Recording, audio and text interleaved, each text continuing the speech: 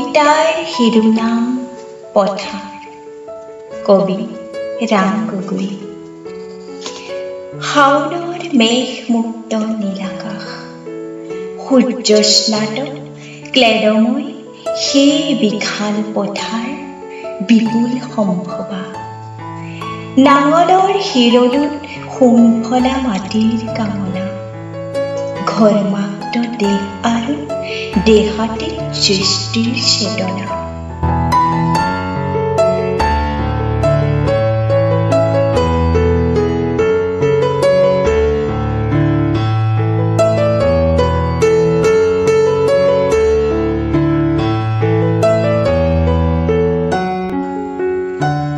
কপালৰ ঘাম লাগি সেউজীয়া পৃথিৱী আমাৰ, তুমি প্ৰাণময় মোহময় জীৱন মালিকা পথাৰ।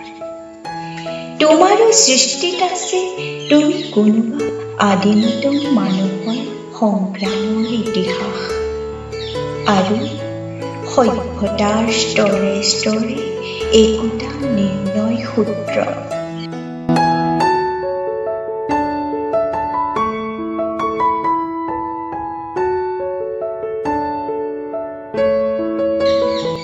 মৃত ম্লান কৃষকৰ সাধনা কঠোৰ, নিৰন্ন বিমৰ্ষ আৰু ক্লান্ত।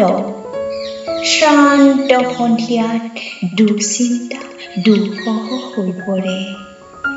মহাজনী অৰ্থনীতি দৈনন্দিন লাভ আৰু খেতিৰ গণনা।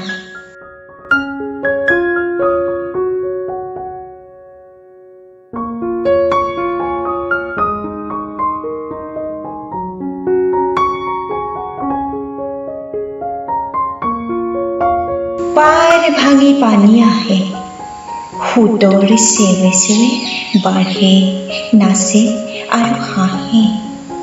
ক্ৰূৰ সৰ্প ফেনিল উত্তাপ তৰংগৰাজি, বুকুৰ সেউজ সপোনটোকে কাঢ়ি লৈ যায়। বাধা নাই, অবাধে আহিল আৰু গ'ল। তেতিয়া মই কান্দো, সি আৰু পথাৰীও ইনাই বিনাই কান্দে।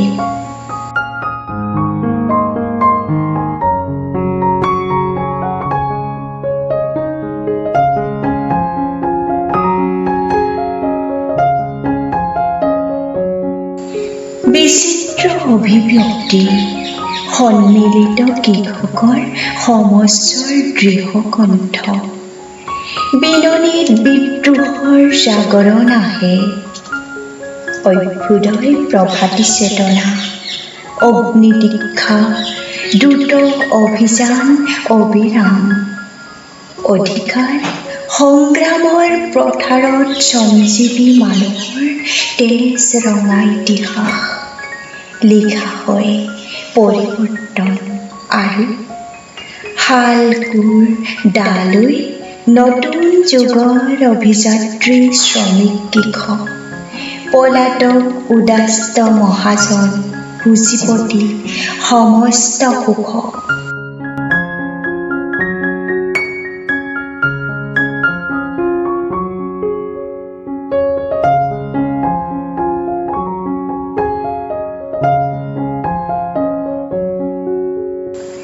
বানপানী পাৰ ভাঙি আৰু আহিব নোৱাৰে, সেউজীয়া প্ৰাণৰ পথাৰ।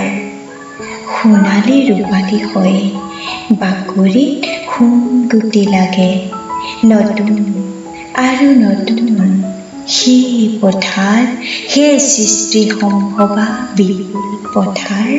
তোমাক নমস্কাৰ।